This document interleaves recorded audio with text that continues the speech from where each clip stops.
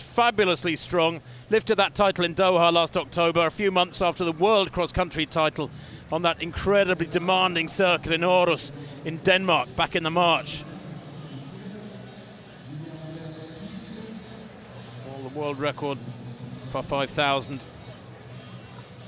on the roads was set here by Cheptegei back on the 16th of February, so he's got fond memories of Monaco, the Ugandan. He's built nicely this last few years. He was 8th in the Rio 5000, the Olympic Games, and then 6th in the 10,000 of the year. But that only race he's had this year was that 5,000 world record on the roads, 12:51. Watch out too for Julian Wunders of Switzerland here, third away from the camera. Holds European record at half marathon. So, let me break it down for you. The world record of 12.5 laps is equivalent to 3 times a mile in 4:02, and then another half lap at a pretty healthy clip. That in itself sounds astonishing. They need to run 60.5 per lap, and I'm not sure anybody here is going to do it. Whether or not Cheptegei's in the mood, we shall see. 3 pacemakers though, and Roy Hoornweg of the Netherlands, the 31-year-old, is going to take them out early on. But they do need 60.5 per lap. It's incredibly quick, and that's why already, after what, a couple hundred meters, almost down to single file. Interesting to see, Steve, how Henrik Ingebrigtsen goes. He's back in, about 9th place at the moment. Mustachioed and usually wearing sunglasses. He's seen great runs from his brothers in the 1500 already. But as they come to one lap, let's see the split here through 400 meters.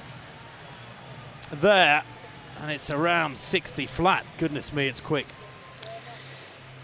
Yeah, Tim, the clock not stopping there, so you're right, I think around 60, which is what was asked for. So Cheptegei has picked up the gauntlet, and he's got a couple of his teammates for company as well. Well, actually not his teammates, but training partners, and he's got Kameli is just at the back of that group, and those 3, with the 3 pacemakers already well ahead of the rest. You mentioned Krippes leading them, Ingebrigtsen in that group as well. So from 200, the first, they've just clocked, that was a 60.7, Tim, to the finish line, if you like. So they're on it, and the lights are there to help them. You'll see them on the inside of the track. They're just ahead of the green lights. We can see it down the back straight. You can't quite see it on that shot there. You can maybe just see the green lights there. They are right up there with the athletes. So that's set at this even pace world record. And I think, Tim, you and I keep making the point to people, lights are great at even pace, but that's not how races are generally run, are they? No, it's not. No, you need to be a little bit outside. Well, generally speaking, you need to be a little bit outside the world record tempo with a lap and a half to go, and then you wind it up on that final lap and make up a big deficit to close in on the world record time. They went through 800 there, by the way, in about 2:01.5, and they're coming up towards the 1 kilometre now in front of us. And Kisa now hits the front. A Ugandan 24-year-old, he's a 13:10 man himself, goes through 1 kilometre, 2:31.87, so that is good. That is promising. That is near as, damn it, on world record tempo. Those 5 right away from the rest now. Cheptegei still in there. Approaching 2 kilometres. This is the 2 kilometre point, and the pacemaker there goes through. That pacemaker going through 2K there, actually. 2K, a 2:31.9. Now, let me tell you that they are way ahead of the split set by Bekele when he set his world record. His first kilometre was 2:33.2. They went through here today in 2:31.9. They've just run another 2:31.9. It is brilliant pacemaking. And Ramsden now at the front, pushing on through this 6th lap. They're building a bit of a cushion here and still looking relaxed in those white socks, which is quite rare for distance runners these days on the track. Is the man attacking a really quick time, Joshua Cheptegei. His personal best is 12:57. Let me tell you that he needs to improve that by almost exactly 20 seconds to get near that world record of kenenisa Bekele. Bekele went through 3,000 in 7:37. He was alone by that point. So the pacemakers here actually lasting just about as long, maybe a little bit longer, as the pacemakers did for Bekele and Hengelo back in May 2004. He's doing a great job here, Ramsden. What are these laps coming out at? Yeah, he's done there, Tim, and Cheptegei has got company with Kameli, but he's got to do the work here if he is to keep this on track. I don't know why he's looking at his watch, Tim, because the lights, the green lights, which are just moving away from him, should tell him if he knew that, if he knows that. He looks comfortable, he looks in his face, he looks comfortable. But as you rightly said, Tim, that this is the hard laps, the hard bit of the race. This is where he's got to try and keep the pressure on. He's going to have to get to 3,000 if he wants to maintain average pace of 60.9 there. That's good in 7:34. But this is looking very promising, I have to say. That world record, 16 years old now, and a little bit more of kenenisa Bekele. Cheptegei begins to wind it up. He's really testing Kimeli here mid-race. Fabulous split, 60, 61. Girdle your loins, folks, because we could be seeing history unfold. He went through 3,000 in 7:35.1, and he's cut loose now, Joshua Cheptegei. He's inside the last mile, just under 4 laps to run. Kimeli in second place, running incredibly strongly, about 30 metres down. But Joshua Cheptegei has it all. He has that speed on the track. He's a great 5,000 runner. He has that enormous strength of a 10,000 metre runner. He has that gutsiness of a cross-country champion. And he's still looking relaxed, isn't he? 2:31.9, 2:31.9, 2:31.4. I've got his last 4 kilometres, his last 3 kilometres at. And the world record is under severe threat here. It could be quaking in its boots. The next significant split's 10:07 rather, at 4K for Bekele. That was his split. Now the kick in the tail I have to warn you about is that Bekele ran his last 5 laps in almost exactly 5 minutes. Astonishing closing pace from kenenisa Bekele. He was just 21 when he set the world record back in 2004. He doesn't have to go quite that fast, Tim. We're looking at 3:2-ish for those last 3 laps. So let's say he runs a 61 and a 61 and then can finish with a 59 point something. You're right, it's on. It's 100% on here. Those green lights, he's just moving imperceptibly away. You can't quite see it on that shot there. He's not looking at them, but we can see that that means he's inside world record pace. And we're assuming, Timmy looks so relaxed, you said that. There you see through that last kilometre, 2:30. Phenomenal. There's Kimeli, long way back, but still running quick. He comes round this time, it'll be just 2 laps to go. He's not slowing down, he's maintaining, and he's girding his loins, and we should be, like you said, because this could be phenomenal. You do that a lot, don't you, Steve? I do, when I can. Well, the world record beckons out in front. The rest of the field, half a lap and more behind as Joshua Cheptegei comes through now with 2 laps to run. 60.3. The previous lap was 60.1.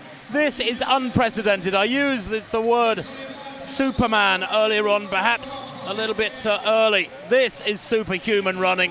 Cheptegei has now built up a lead of what, about 80 metres over Kimeli.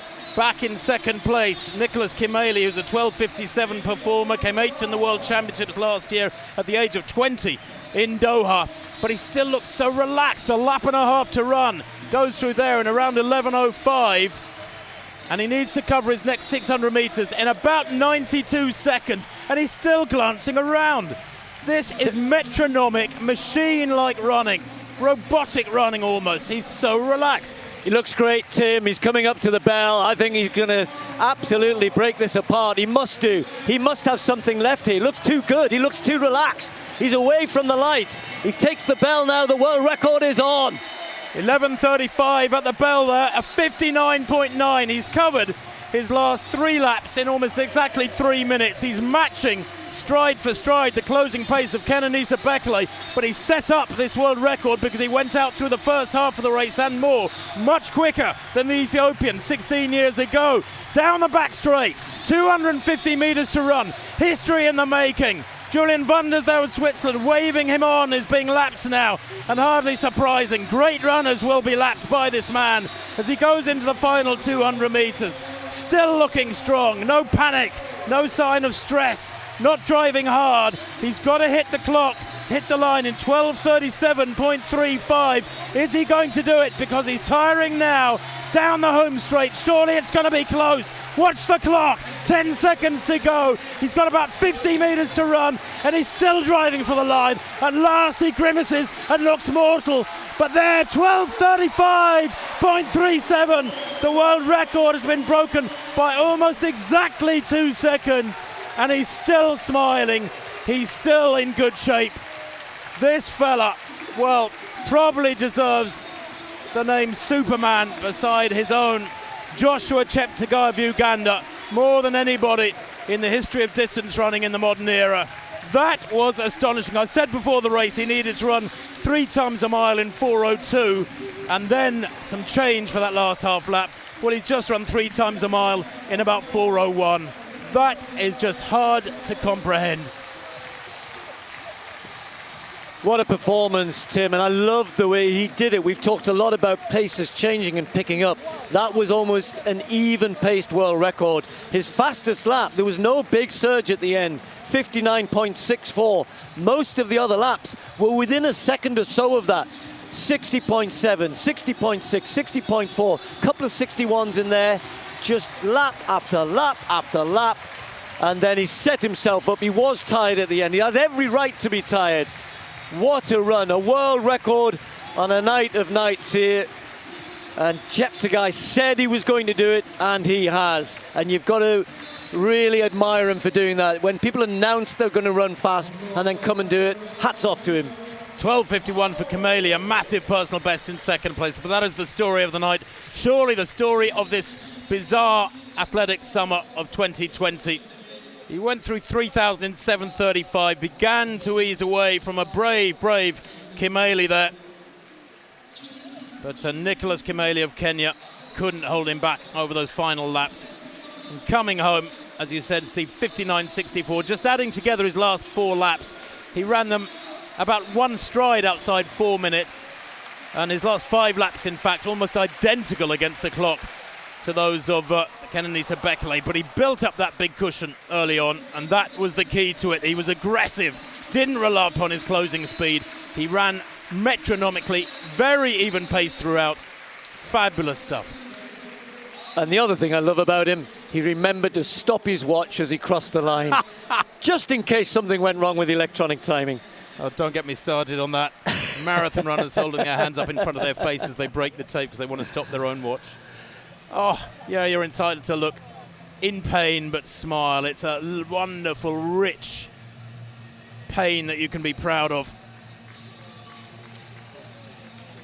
12:35.36. I didn't think I'd see that world record of kenenisa bekele broken for many a year yet. Well, from one new world record to